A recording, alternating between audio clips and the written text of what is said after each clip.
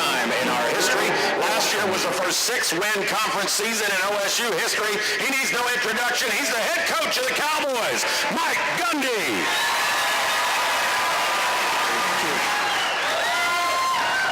Thank you. It's it's interesting. Each year we come up here, it's kind of the start of the season. We go through a lull in the summer or spring and early summer, and this year we didn't. With all the conference talk, there was a lot of things to write about and a lot of media coverage. But the interesting thing is I didn't know until yesterday that we weren't picked to do very well this year. That's the first time I'd found out about it.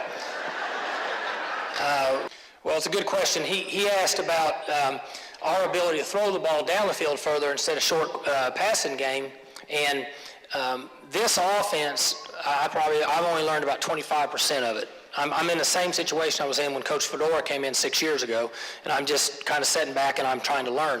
We have the ability to do all of it. And it's based on the way the defense plays us. If they're going to drop down and play a lot of people underneath, then we'll run by them and throw the ball down the field. Brandon Whedon's ability to do that is much greater than Zach Robinson's. And, even though Zach played the last 2 games hurt and didn't have good games, Zach Robinson was tremendous for us. And but his ability to throw the ball down the field was somewhat limited from an accuracy standpoint. Brandon is a very, very big guy, and he's strong, and he can throw the ball down the field more accurate than Zach could. Now, he can't run like Zach. But to answer your question, if they give us the right setup, then he'll have the ability to throw the ball down the field with accuracy. I think he threw a couple down the field in the spring game. It will kind of give you an idea of what he has, what the ability that he has to make that throw. Coach, last year our team was affected greatly when we lost Dez Bryant due to some outside influences.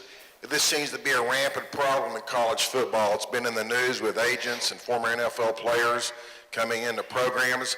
What are you guys doing to keep this from happening? Do you think anything should be done by the NCAA and the NFL to protect college football teams and these players from this? Well, it's a great question, and it got brought up at the media day, obviously, because Dez is in Dallas and the media day was in Dallas. And first off, something is going to have to take place between the NFL and the NCAA, because they're obviously the ones that are involved. And your hands are tied somewhat when you talk about the NCAA, because you have to, in order to be a member of the NCAA, you have to do what they tell you, and you can't say anything. The truth of the matter is this: if a player is good enough to play in the NFL and an agent is trustworthy enough to stay in the business, those two at some point are going to hook up, and they should have a relationship, and they should be able to work together during their NFL career.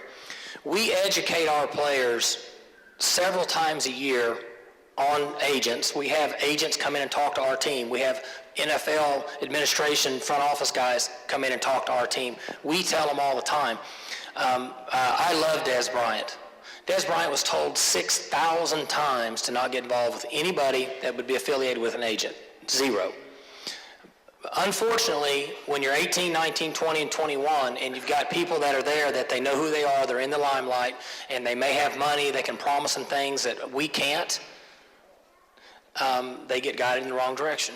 It happens all the time. And so the NFL and the NCAA are going to have to do something. We continue to educate them all the time.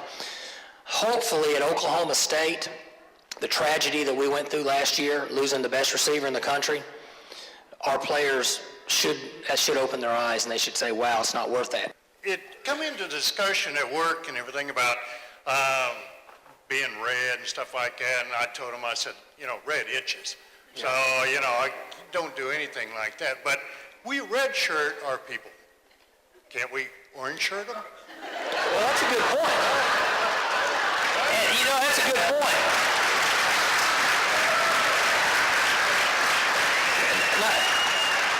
That is a good point, and this year we're going to not orange shirt many. We're going to play a lot of these freshmen because they're big enough, they're strong enough, and we're young, so we're going to need some depth there. But it's funny you mentioned that. We've come to the conclusion, believe it or not, as coaches, we have to think a lot about what we do. And we've put a lot of thought into what's happening over the last few years, and we think that there could be an advantage in playing younger guys. 4 years ago, I would have said we want to redshirt everybody. but we're finding out now that, one, if they're really good players, do they ever last 5 years? No, you're looking at one down there and wearing 88 in Dallas. Not that we redshirted him, but if you'd have redshirted him, you'd have just wasted a year. He'd have come out early on you. So if they're physically ready, we're going to play them and not orange shirt them. So that's a good point. I'm going to bring that up. But I will conclude in just saying this, that don't necessarily listen to what people say. Don't doubt that the coaching staff and the organization and the team and the academic support and the strength conditioning is moving ahead 100%.